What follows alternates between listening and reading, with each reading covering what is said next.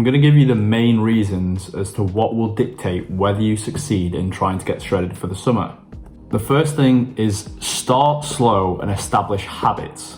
Most people want to come out the gate doing a 1,000 calorie deficit, losing 2 pounds a week as fast as possible, when they've not spent any time establishing the habits that will not only get them lean, but also keep them lean. When you're someone who's just trying to lose some weight and you're not even close to that shredded physique, you're going to need to start with a slower, more cautious approach. Recommended fat loss targets are roughly 0.5 to 1% of body weight per week.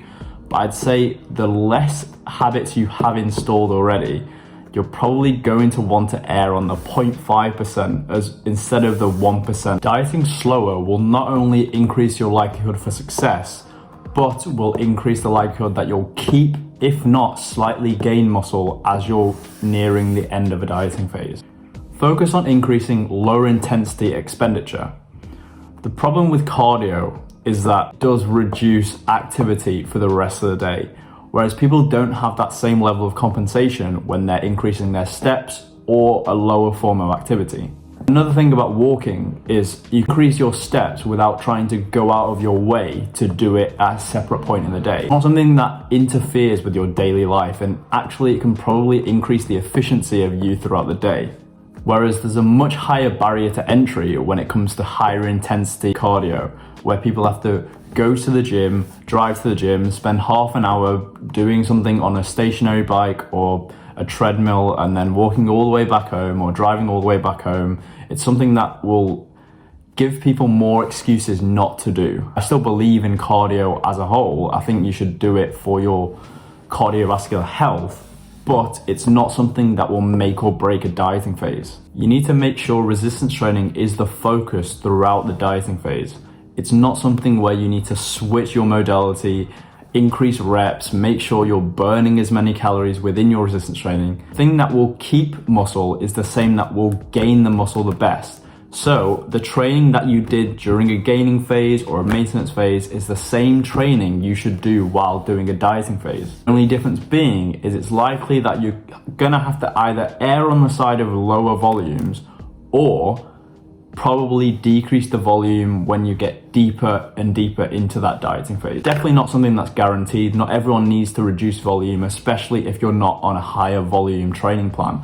But resistance training is key, and having it in there is the difference between you keeping all your muscle or most of it instead of losing the majority of your muscle because you're focusing on expenditure through cardio. Last thing I wanted to focus on is make sure you overestimate the amount of time you need. I feel like a lot of people actually underestimate the amount of fat they have to lose because a lot of people think they're at 20% or close to 20% body fat when they're really close to 25% or even 30%. And that's not something that should be criticized. Standards for body fat accuracy are actually very low, but I'd say on average, most people, if they think it will take them 12 weeks to get somewhere, it will probably take close to 20 to 24 weeks to get to that same point. Arming yourself with that knowledge going into the dieting phase will actually make sure the likelihood of success is a lot higher. People overestimate how quickly they can lose the body fat when they get into leaner and leaner body fat percentages. People think, oh, they can keep the same rate when they're going from 18 to 15% as they can to 15 to 12%, and that's clearly not the case. Anyone who's actually dieted or been at those lean body fat percentages realizes that it takes a lot longer to get from 15 to 12 than it does 18 to 15. When you get closer to your end goal or a leaner body fat percentage, you actually want to slow down the rate just to ensure that you'll have success at the end of it. It might seem like a good idea in the short term. Oh, I'm at such and such body fat percentage. I've only got a couple more percent to go. Let's just smash everything out. Let's get everything done in 2 weeks. But your likelihood of regaining that weight as well as losing muscle in the process is a lot higher. Evaluate what is better.